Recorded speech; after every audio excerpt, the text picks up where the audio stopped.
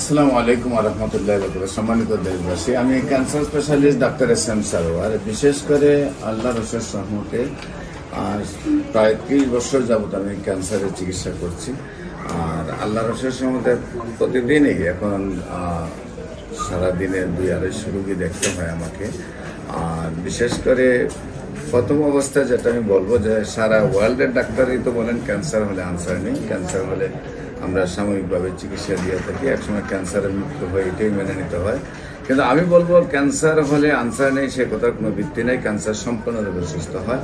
যেমন একসময় আমরা বলেছি যক্কা হলে রক্ষা নেই, একসময় আমরা বলেছি টাইফয়েড হলে কোনো না কোনো অঙ্গ চলে যাবে, একসময় আমরা বলেছি ডায়রিয়া হলে গ্রামের প্রোগ্রাম মানুষ মারা যাবে, একসময় বসন্ত রোগ হলে পাটা টুকার মতো শরীর হয়ে যেত, এমনকি পচন গলনের কারণে মানুষ বাইর করে নিয়ে অনেক সময় জঙ্গলে রেখে আসতো। এই অবস্থাগুলো ছিল আগের মরণবিধি হিসাবে।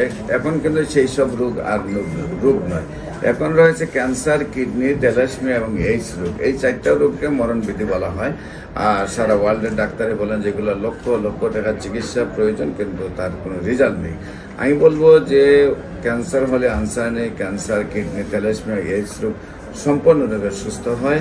এবং আপনারা ক্যান্সার গবেষক ডাক্তার এস.এম. সারোয়ার দেখলেই ইউটিউব, ফেসবুক, গুগলের 4,500-এর ঊর্ধ্বে রোগীর সাক্ষাৎকার পাবেন যারা সুন্দরভাবে সুস্থ হয়েছেন। এমনও রোগী আছে যে 4-5বার গলা থেকে পেনিস পর্যন্ত অপারেশন হয়েছে, তারপরেও সুস্থ হয়েছে।